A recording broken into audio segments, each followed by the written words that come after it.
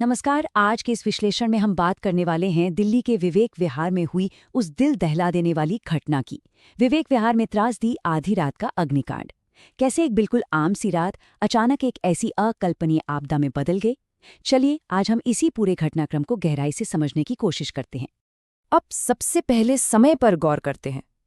रात के ठीक 3 बजे, मतलब ये वो वक्त होता है जब चारों तरफ एकदम सन्नाटा होता है और दिन भर की थकान के बाद हर कोई गहरी नींद में होता है। विवेक विहार की उस 4 मंजिला इमारत में रहने वाले लोग भी आराम से सो रहे थे। उन्हें जरा भी अंदाजा नहीं था कि अगले ही पल क्या होने वाला है। इंसान नींद में शारीरिक और मानसिक रूप से सबसे ज्यादा असुरक्षित होता है ना? और ठीक उसी वक्त एक ऐसा अदृश्य खतरा उनके बिल्कुल करीब आ चुका था। और फिर चीजें इतनी तेजी से बदलीं कि किसी को संभलने तक का मौका नहीं मिला। रात 3 बजे की उस शांति को एक जोरदार धमाके ने चीर कर रख दिया। हमारे स्रोतों के मुताबिक पूरी आशंका यही है कि ये एक एसी यानी एयर कंडीशनर का ब्लास्ट था, और इस धमाके के बाद का जो मंजर था वो सच में खौफनाक था। देखते देखते बस कुछ ही पलों में आग ने उस इमारत के 6 पूरे फ्लैट्स को अपनी भयंकर चपेट में ले लिया। सब कुछ इतनी जल्दी हुआ कि बचाव का कोई रास्ता नहीं बचा था। जरा उस खौफनाक मंजर की कल्पना करके देखिए। एक तरफ धुएं और आग के बीच फंसे लोग अपनी अपनी बालकनियों से मदद के लिए चीख रहे हैं। बाहर निकलने के सारे रास्ते तो पहले ही बंद हो चुके थे, तो बालकनी ही उनकी आखिरी उम्मीद बची थी।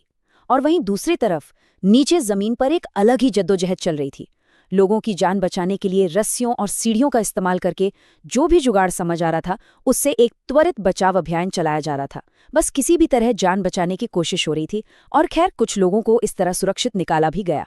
लेकिन इस भयानक रात का सबसे दर्दनाक सच ये आंकड़ा है 9। इस पूरे अग्निकांड में 9 लोगों को अपनी जान गंवानी पड़ी। हर किसी की किस्मत इतनी अच्छी नहीं थी कि वो रस्सियों के सहारे बच सके।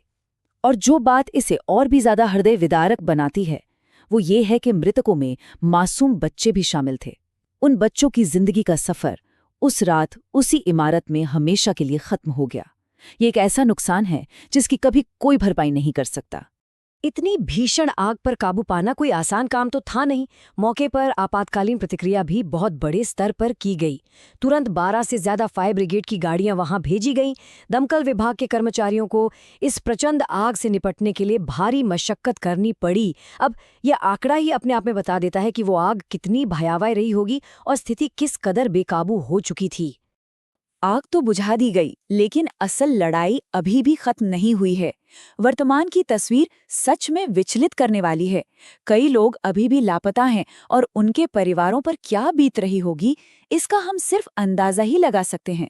स्थिति इतनी ज्यादा खराब है कि शवों की पहचान के लिए डीएनए टेस्ट तक की जरूरत पड़ रही है, क्योंकि सामान्य तरीके से पहचानना मुमकिन ही नहीं बचा है। राहत और बचाव कार्य अभी भी लगातार चल रहे हैं। मलबा हटाया जा रहा है, जो ये साफ दिखाता है कि ये पूरी प्रक्रिया कितनी जटिल और दर्दनाक है। इस पूरे घटनाक्रम को समझने के बाद जो सबसे बड़ा और सबसे डरावना विचार सामने आता है वो है एक छोटी सी लापरवाही और इतनी बड़ी तबाही। हमारी खुद की सुविधा के लिए लगाया गया एक एसी या शायद उसके रख रखाव में हुई एक छोटी सी चूक कैसे पल भर में इतनी सारी जिंदगियां खत्म कर सकती है। ये हम सब के लिए एक बहुत ही कठोर अनुस्मारक है कि हमारी रोजमर्रा की जिंदगी में जिन तकनीकी चीजों पर हम इतना भरोसा करते हैं उनकी जरा सी खामी कितनी घातक साबित हो सकती है।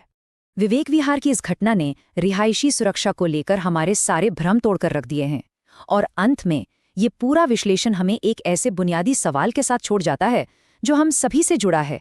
क्या हमारे घर सच में सुरक्षित हैं?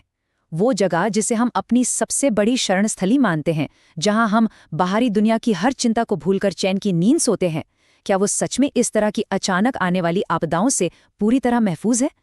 ये सिर्फ एक हादसा नहीं है, बल्कि हम सभी के लिए एक बहुत बहुत गंभीर चेतावनी है।